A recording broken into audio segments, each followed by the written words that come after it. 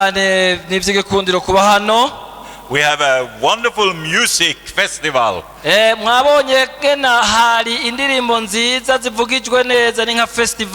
Thank you so much, all the choirs. I like it very much. Thank you. Oh, so good to be here. God is so good. And I am so happy to see so many sisters and brothers.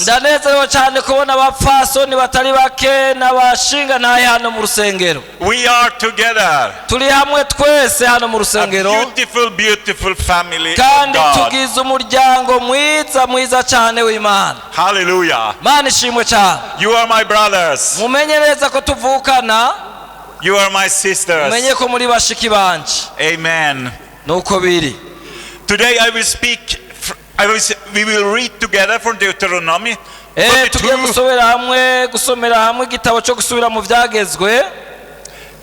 9:12. This one? Yeah.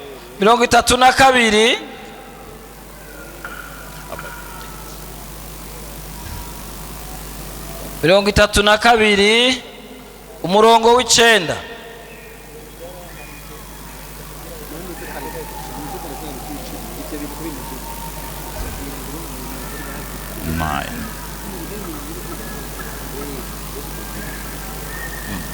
Is it the right?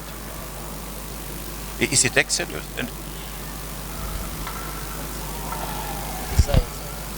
Yeah. Isaiah 40:31. Mubabarire ni muri Yesaya 40 ijambo ariko ararondera ku murongo wa 31. Yesaya 40 umurongo wa 31. Twasome amajana 28 mu isezerano rya kera bafite Bibiliya z'ikirundi, tusome mu izina rya Yesu Kristo. Ariko abiteze uhoraho bazokwama biyubura mu nkome z'insha, bazodugisha amababa nk'inkukuma, biruke nibaruhe, bagende nibadendebukirwe. And there is another place in the Bible, in Deuteronomy, the 5th book of Moses. Muri bijya bitabo Mose yanditse harimo igitabo cyitwa gusubira mu byagezwe, where Moses speaks about the people of Israel. Aho mukozi w'Imana Mose ariko aravuga ku byerekeranye n'ihanga rya Israel. As they were in captivity and slavery in Egypt. Igihe bari inyagano kandi bari mu buja mu gihugu cya Egiputa. You know this story? Iyo nkuru mbega mwese murayizi. Murayizi iyo nkuru. They were in captivity. Bari mu buja. They were like caged birds. Nukuvuga ko bari bameze nk'inyoni zugaraniwe mu cyari canke mu kantu k'agakaji. They suffered. Bari mu mibabaro. But God ariko Imana heard their cries. Yumva ukurira kwabo no gutaka. And God could see their tears. Imana yarabona amarira yabo.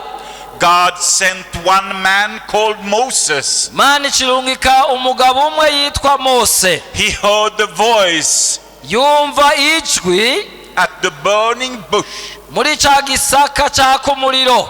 And God says, Mana yamubwiye iti, so I have come down to deliver them out of the hand of the Egyptians. Namaze gufata ingingo y'ugukura ubwoko bwanje mu gihugu ca Egiputa. And God said to Moses, Mana cibwira Mose, go and bring freedom to my people. Genda urekuze abantu banje b'Abisirayeli baje mu mwidegemvyo. And it is a wonderful story. Iyo ni inkuru nziza y'igitangaza. To the entire people of Israel. Ku bantu bose bari bagize ihanga rya Israel. Went out from captivity and slavery into freedom. Bavuye mu kinyago no mu buja bakinjira mu gihe cy'umwidegemvyo. And Moses brought its people out. Mose niwe yarahagarariye ico gikorwa cyo gukura Abisirayeli muri Egiputa. It was a long journey. Wabaye urugendo rurerure. But ariko God instructed them. Imana yabahaye ibyagezwe irababwira ibyo kwitondera. And God led them step by step. Mana niyo ubwayo yabarongoye intambuko ku yindi. Till they reached the promised land. Gushika aho bashika mu gihugu c'isezerano. Do you know, my dear friends? Murabizi none gabagenzi banje. This is a story about us also. Iyo nkuru yabaye ku Bisirayeli natwebwe iraturaba, ivuga ubuzima bwacu. We were also in captivity. Natwebwe bwacu murazi ko twari tuboshwe. And we were also in slavery. Kandi twari mu buja. But one day, ariko umunsi umwe Jesus Christ Yesu Kristo come to release us. yaraje aratubohora. And he has brought us into freedom. Acha tushira mu mwidegemvyo. That's a wonderful, wonderful story. Iyo ni inkuru nziza y'igitangaza. The story about the eagles iyi nkuru rero twasomye hano ivuga ku nkukuma canke inkona is in the Bible a metaphor of the life in Christ. ni kigereranyo muri Bibiliya batanga kigomba kwerekana ubuzima bw'impwemu tubwirizwa kubaho nk'abakristo. Because we were in the cage birds kuko before. kera twari tumeze nk'inyoni ziri mu mutego ziboshwe. But when Jesus released us, igihe Yesu yatubohora he did us eagles. yaduhinduye kuba inkukuma canke inkona. God releases us from Egypt, Imana yadukuye mu buja bwo muri Egiputa, the darkness and captivity aho hagereranywa no mu mwijima kandi no mu kubohwa. is over. Ivyo vyararenganye rero. And you and me, Wewe na jewe we are free ubu turidegemvya in the name of Jesus. mw'izina rya Yesu Kristo. Hallelujah. Mana ishimwe cyane. Maybe you can say to your friend, Ndagusaba ubwire uwo mwicaranye, I am free. umubwire nawe akubwire ngo ndidegemvya. Yeah, Nivyo nyene nashaka. we are free. Mbega muremera ko twidegemvya? Why? Kubera iki? We are not cage birds anymore. Ubu ntitukimeze nka za nyoni ziboshwe ziri mu mutego ahantu hugaye. God made us eagles Imana yaraduhinduye guhinduka inkukuma so we could glorify his name. kugira ngo dushobore guhimbaza izina ryayo. Hallelujah. Mana ishimwe cyane. I am so happy today. Ndanezerewe numva ibigumbagumba byinshi mu mutima We wawe. have a good reason Turafise ikigwa gikomeye to be happy. kugira ngo kitunezereze. The old things are gone Kuko ibya kera byaramaze kurengana. and something new has come. Ubu hariho ukugene turi abantu basha. God made us eagles. Imana yaduhinduye kuba inkukuma. And God's destiny and his calling to us Imana irafise aho yaduhamagariye kuzoja. is to fulfill God's plan for our Igomba lives. ko twuzuza umugambi wayo. Do you know our enemy? Murazi umwansi wacu He wants us back into captivity. agomba kudusubiza mu buja. But Ariko we will stand together with God. tuzokwama duhagaze mu ruhande rw'Imana yacu. And I will this afternoon Nagomba kumuhingamo uno musi use this metaphor about the eagles. nkoreshe kino kigereranyo cy'inkukuma. Because God made us eagles. Kuko God made us eagles. kuko Imana nico yatugize. And I have 4 points this afternoon. Dafise iburorero canke amapoyane What is characteristic for an eagle? kugira ngo turabire hamwe ibiranga inkona canke inkukuma. And I think this is a message to you and me. Ivyo rero ndaza kutubirabira hamwe biramfasha nawe bigufashe. The first thing I wanted to tell you, Icambere ngomba kukubwira wewe, the eagle built its nest on a high level. nuko inkukuma yama ishira icari cayo ahantu kure cane mu kirere. Amen. mbega ivyo murabitahura. You don't see the eagles in your backyard. Ntuzokwigera ubona icari c'inkukuma hajya hafi mu ishamba canke hafi yuba. The eagles, they build a nest high up in the mountains. Inkona zose zigira ivyari hejuru cane ku misozi miremire gose. And I believe nanje ico nizera that God wants us ikwica Imana twifuza ko to build our life nuko twokubaka ubuzima bwacu bw'imwemu on a higher level, ku rwego rwo hejuru cane, because kubera we must remember ko tuzokwama twibuka, dutegerezwa kwibuka who we are. abo turi. God gave us new life to be God's children. Mana yaduhaye ubuzima cyangwa ubugingo buca kugira ngo duhinduke abana bayo bwite. I am not a cage bird anymore. Ubu rero sinkimeze nka ya nyoni iba ahantu izirikiwe canke yugaraniwe. I am building my life on a higher level. Ubuzima bwanje bw'imwemu ndabushira ahantu ho hejuru. Hallelujah. Mana ishimwe cyane. In Galatians 5, chapter 5, mu Bagalatiya igice kigira 5, we can read that the flesh, the deeds or the work of the flesh, basomaho ibiranga kameremere ku mubiri, ibikorwa by'akameremere. that is the old life. Nivyo rero nivyo bigereranywa n'ubuzima bwacu bwa kera. It is bad things. N'ibintu bibi. It takes us down. Byama bidusubiza hasi, biducinyiza gusa. But then Apostle Paul says, ariko kandi ntumwa Pawulo avuga ngo you need the Holy Spirit, mukeneye mpwemu yera, and you will have the fruits of the Spirit. Fruits of the Spirit. kugira ngo mushobore kukwama ivyamwa biva kuri mpwemu yera. Because kubera we must remember dutegerezwa kwama twibuka who we are. abo turibo. We are a new creation in twebwe Jesus turi Christ. ivyaremwe bisha muri Kristo Yesu. Amen. Niko biri. I am a child of God. jewe ndi umwana w'Imana. I am free Ndidegemvya from the power of sin. sinkigazwa n'ubushobozi bw'icaha. We are his people. turi abantu b'Imana. We are sons and daughters of Christ, of turi God, abahungu n'abakobwa ba Kristo. and we are to be his holy people. twebwe dutegerezwa kuba ihanga ry'amahoro kandi ryera. Hallelujah. Mana ishimwe. We are born again twaravutse ubwa kabiri into a new family, turi mu muryango mushasha. God's family. uwo muryango wita umuryango w'Imana. It is the royal family of God. n'umuryango w'ubwami bw'Imana. Hallelujah. Mana ishimwe. God has changed our life. Imana yaraduhinduriye ubuzima. And as the eagles, twebwe rero nk'inkukuma we build our life, our nest on dutegerezwa kwama high. twubaka ivyari vyacu hejuru cane. Who are you? Mbega mwebwe mwiyumva ko muri bande?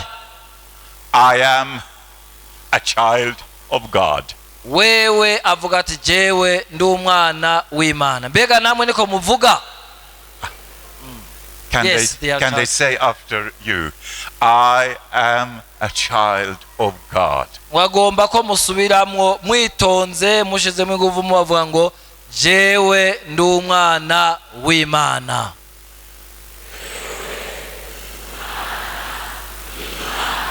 Yes. Once again. Oya mumukumbire mubisubiremo n'inkomezi nyinshi bibyumvikane na kure.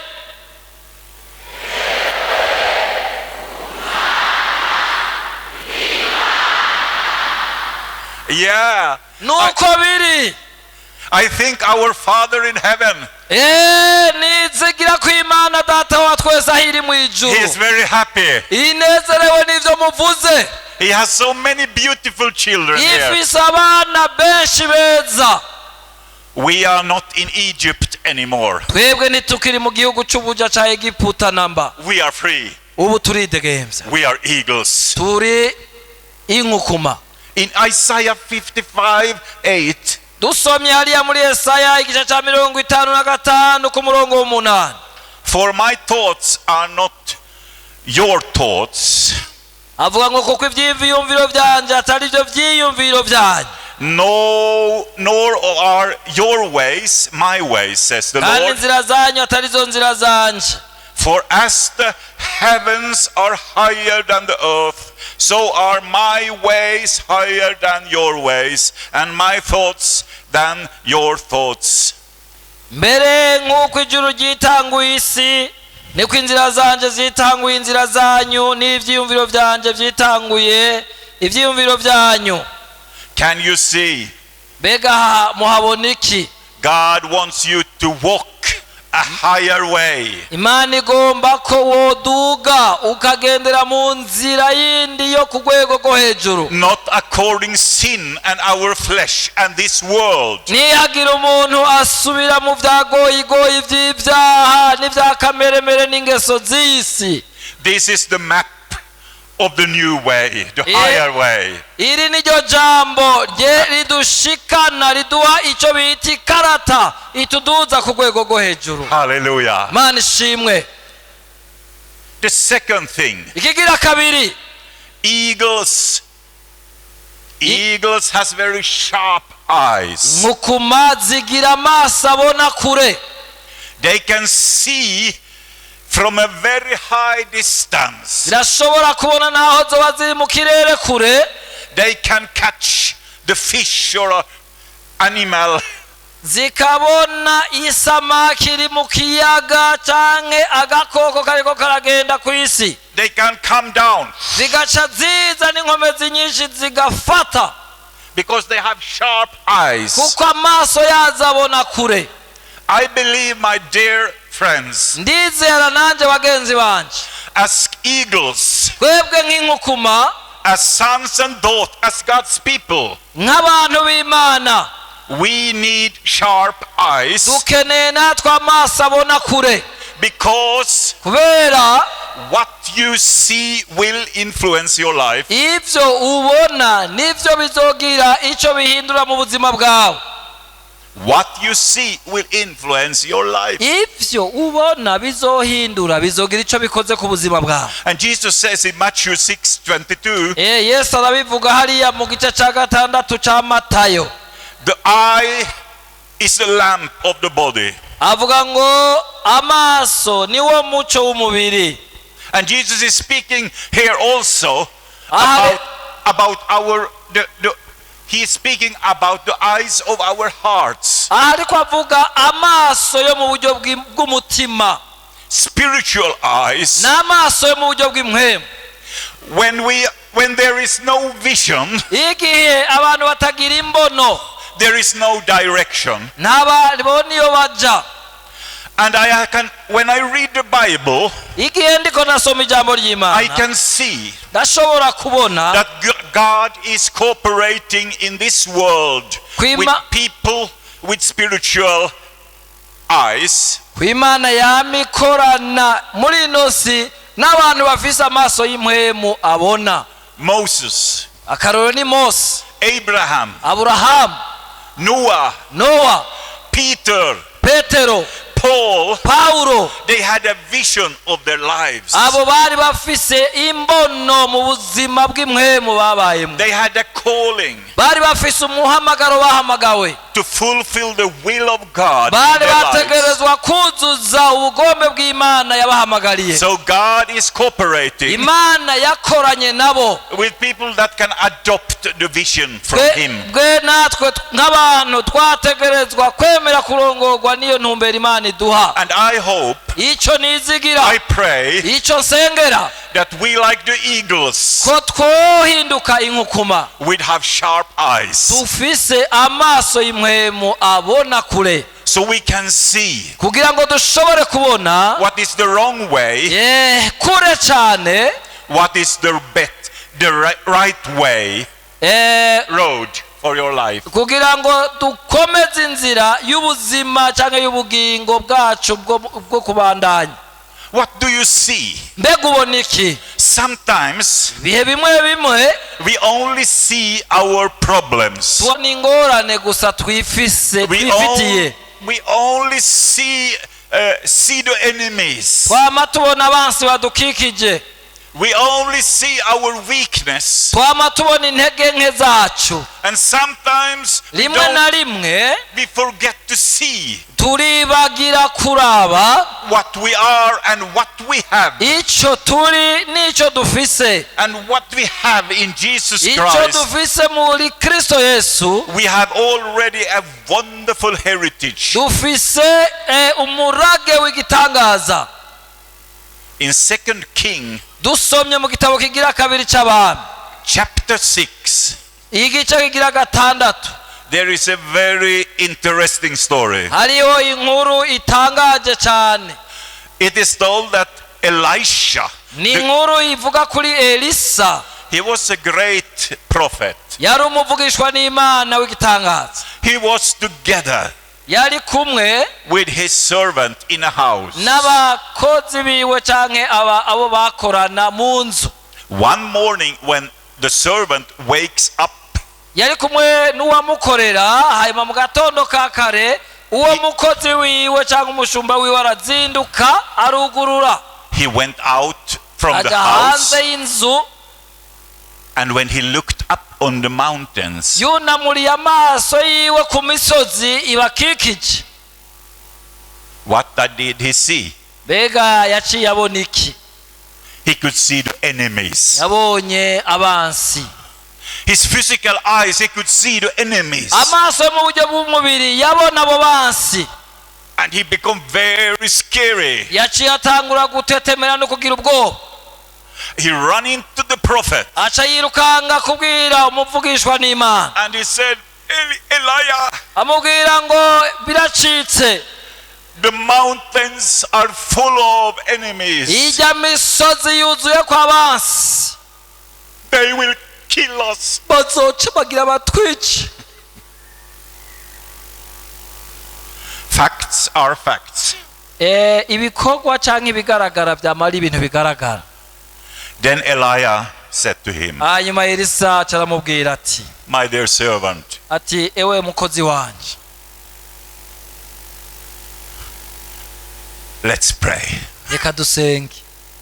And he prayed a very, very short prayer. yaciye amusengera isengesho rigufi kandi rigufi cyane.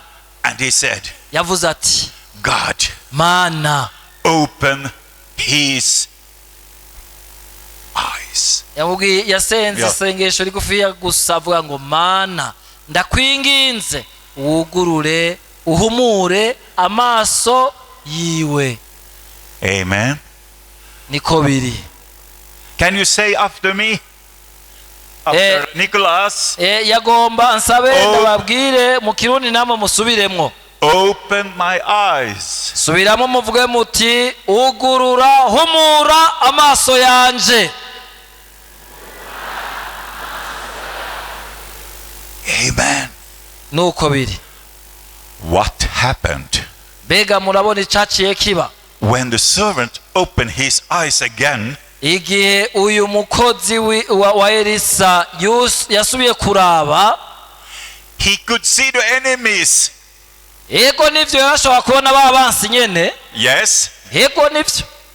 He could see the soldiers. yashobora kubona abo basirikare. But ariko yes, but he could see something more. hari ikindi kintu cy'igitangaza yaciye abona. I like this icyo kintu ndagikunda cyane, because problems are problems. kuko ingorane zizokwamaho. Facts are facts. ibintu bizokwama biboneka uko biboneka. Enemies are enemy. abansi bazokwama ari abansi. But God has sent Imana yarungitse horses and chariots of fire. yama yarungitse imikogote yakumuriro. Hallelujah. Mana ishimwe cyane. This is our God. iyo niyo Mana yacu. He will be with us. yama iri kumwe natwe in our problems, muno mu bihe turi mu ngorane, in our challenges. naho twaba turi mu bihe bigoye. And sometimes there are more than you can see with your physical eyes. hariho rero ingabo zama ziriho nyinshi udashobora kubonesha amaso y'umubiri. Hallelujah. Mana ishimwe. Remember that. Nagomba ndakwibutsa ivyo. And sometimes I need to pray this prayer. Jewe rimwe na rimwe biransaba gusenga isengesho bene iryo. Today I have only problems. Jewe uno munsi ndafise ibibazo byanje. So many challenges. Ibibazo bikomeye byinshi. But God, ariko Imana open my eyes nkayisenga ndayibwira ngo Mana ndagusavye so I can see Jesus, humura amaso yanje nongere ndakubona the ukuri gusa. resurrected. Ndakubone Yesu wazutse mu bapfuye. He has resources. Yama nibikwiye kuri He twebwe. wants to help us. Yama yiteguye kudufasha. God, we need sharp eyes. Cyo gituma dukeneye amaso abona kure.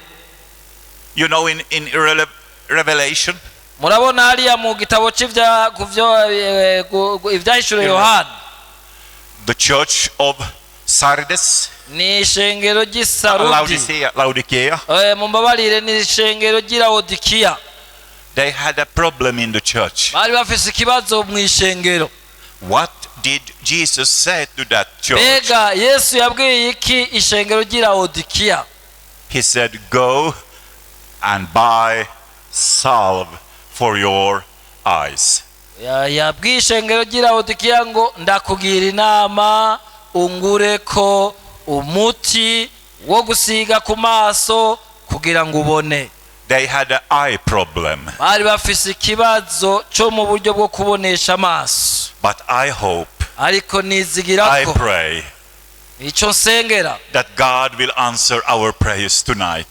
nuko Imana iza kumva ivyo tuyisenga uno mugoroba, So we can have sharp eyes kugira ngo iduhe amaso abona kure mu buryo bw'impwemu, like an eagle.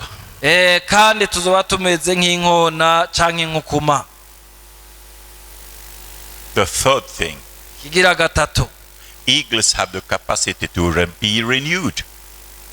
inkona zirafise ububasha bwo kwiyubura mu nkome zisha. You agree with me when I say life is hard? Ndazi ko muza kwemeranya nanje niyo nababwira yuko ubuzima bugumye bugoye. There are storms coming up in our lives. Hariho ibihuhusi mu buzima bwacu. There are headwind and thunderstorms. Hariho ibihuhusi birimwo imituragaro. This is also with the eagles. They will also have these storms. N'inkona nazo nyene zirabaho ubuzima bene ubwo, aho zica mu bihuhusi byinshi. They will face times of fatigue, exhaustion, when they are very tired. Hariho igihe zica mu ngorane ziruhisha cyane. Their wings have been wounded. Ugasanga zakomeretse hariya mu mababa zuzuye ibikomere. They cannot go up. Ugasanga kwa kuguruka ngo zishike kure ntibigishobotse. But in Isaiah, ariko muri Yesaya 40:31 ku murongo wa 31, the Bible tells us, Bibiliya iratubwira ngo, but those who wait upon the Lord shall renew their strength. ariko abiteze Uhoraho bazokwama biyubura mu nkome zisha. They shall mount up with wings like eagles. Bazodugisha amababa nk'inkukuma.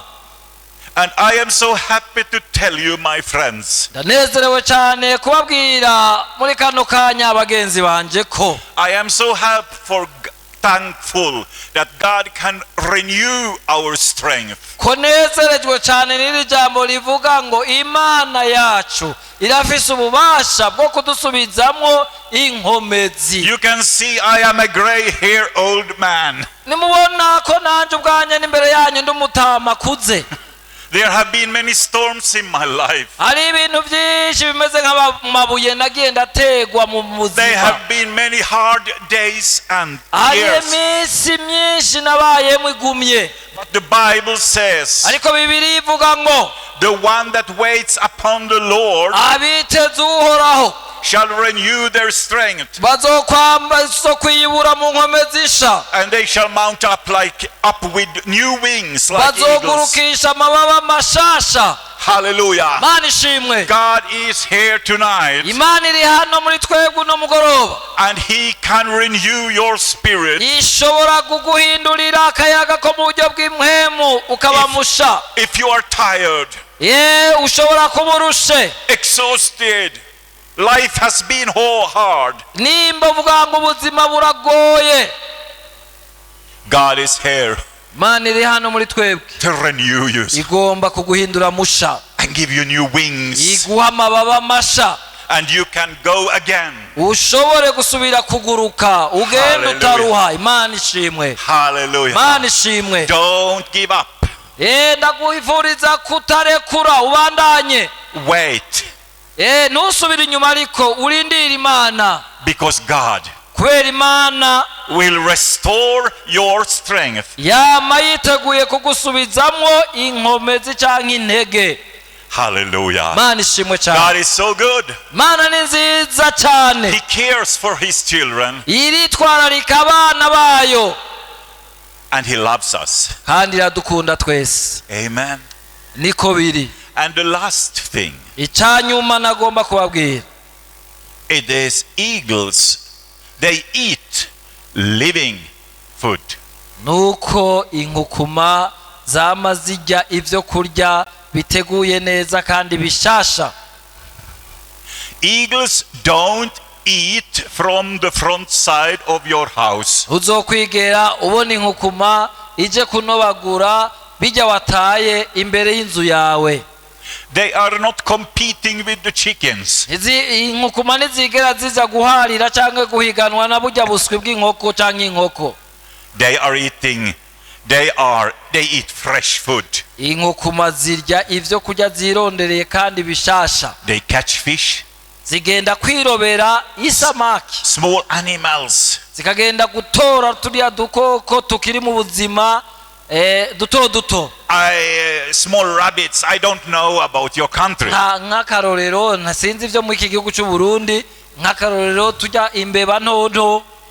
They eat fresh food. inkukuma zirya ibyo kurya bikiri bishasha.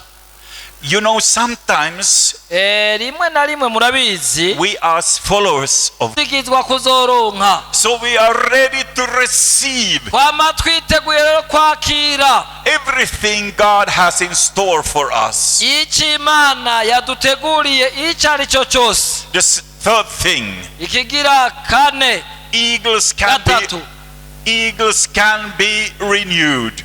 ingona zishobora kwiyubura mu nkome zisha. Your life can be difficult, hard, ubuzima bwawe at bushobora this kuba buri moment. muri hatari, buri mu ngorane muri kano kanya ndiko ndavuga, But ariko the Bible says, Bibiliya iravuga ngo wait upon the Lord. indira Imana wihanganye, He will renew your strength, izoguhindurira cyangwa izoguha inkome and He zisha, will give you new wings izoguha amababa masha, like an eagle. uzomera nk'inkukuma.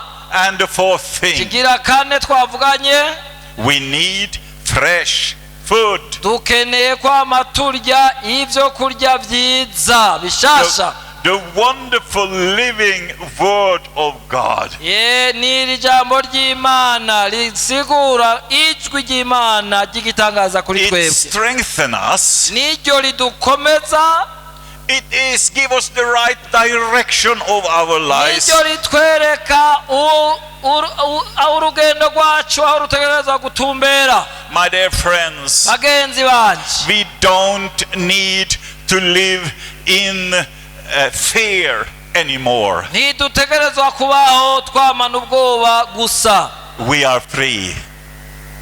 We are free. uko turidegemvya, We don't need to live in fear. ntidutegerezwa kubaho mu buja bw'ubwoba. And God is here tonight Imana iri hano muri twebwe no mugoroba to give you courage, kugira ngo idusubizemwo intege, give you power, kandi duhe inkomezi, and give you an understanding kugira ngo ishobore isubire gutahuze neza that you are a child of kuri God, umwana w'Imana, not a slave takiri anymore. umugurano namba. Hallelujah. Imana ishimwe cyane. We are God's people. Twebwe turi benabo, We are eagles. turi inkukuma. Let's stay there.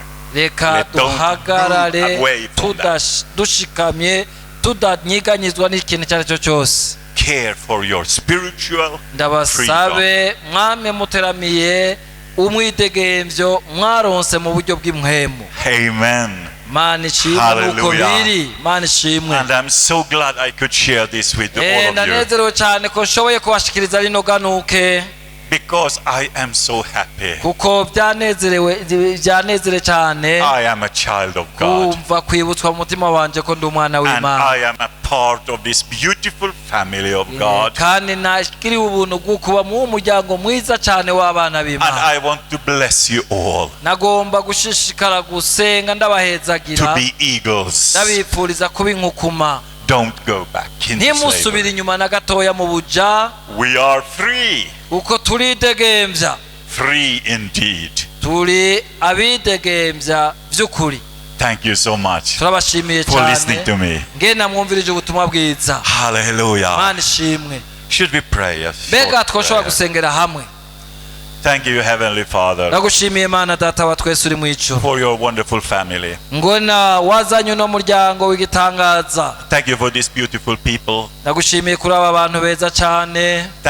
Thank God that we can be together, Ndagushimiye ngene wabegeranije worship you. baje kuguhimbaza, Thank for all the beautiful music and song. kandi uwo mwami wabonye ngene bakuririmbira And we bagucurarangira. want to bring our thanks to God. Mwami tugomba kuduza imitima yacu n'ishimwe kuri wewe. You released us from slavery. Warakoze mwami kwa babene data wabakuye mu buja. We are free. Ubu turidegemvya. We are eagles. Mwami turanezerewe, And help us, God, turagusavye ngo udufashe Mana to follow you kugira ngo dushishikare kugukurikira and to